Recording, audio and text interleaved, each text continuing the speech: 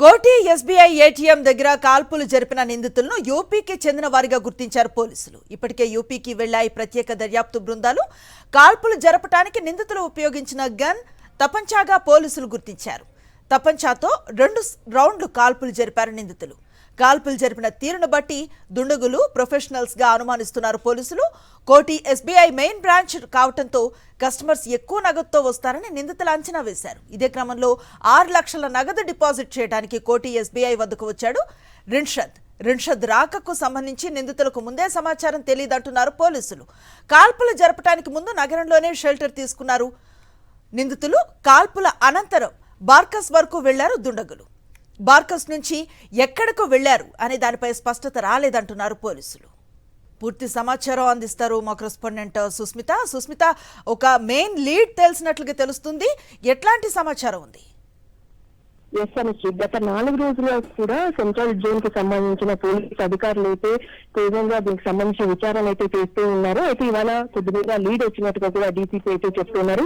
ఈ కాల్పులకు సంబంధించిన నిందితులంతా కూడా యూపీకి చెందిన వాళ్ళు కూడా ఇప్పుడే తెలిసినట్టుగా కూడా చెప్తున్నారు. అయితే వీళ్ళంతా కూడా యూపీకి ప్రత్యేక పోలీసు దర్యాప్తు బృందాలు 2 వెళ్ళినట్టుగా కూడా తెలుస్తుంది. కాల్పులు జరపడానికి నిందితులు వినియోగించిన గన్ తపంచాగా కూడా గుర్తించారు. తపంచాతో 2 రౌండ్లు కాల్పులు జరిపినట్టుగా కూడా తెలుస్తుంది. ఆ 2 రౌండ్లలో ఒక రౌండ్ రిషాంత్ కి కాలికి తగిలింది. వెంటనే అతని ఆసుపత్రికి తరలించారు. కాల్పులు జరిపిన తీరును దాన్ని బట్టి అంతా కూడా చూస్తుంటే వాళ్ళు ఇంతకు మునుపు కూడా కొన్ని ఏదైనా ఈ విధంగా చేసి ఉండొచ్చు. వాళ్ళు ప్రొఫెషనల్స్ గా కూడా పోలీసులు అయితే భావిస్తున్నారు.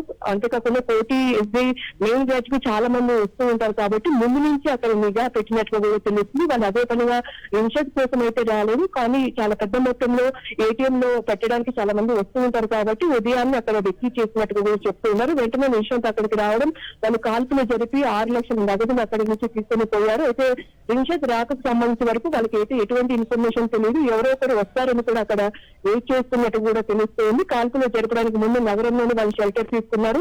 ఆ తర్వాత బర్ఖాస్తు వెళ్లి అక్కడి నుంచి ఎక్కడికి వెళ్లారన్న కోణం అయితే పోలీసులు విచారిస్తున్నట్టు కూడా తెలుస్తుంది. చాలా వరకు కాచిగూడ రైల్వే స్టేషన్ కి వెళ్ళారు. అక్కడ నుంచి పలు విధాలతో కూడా ఆటోలో తిరిగారు.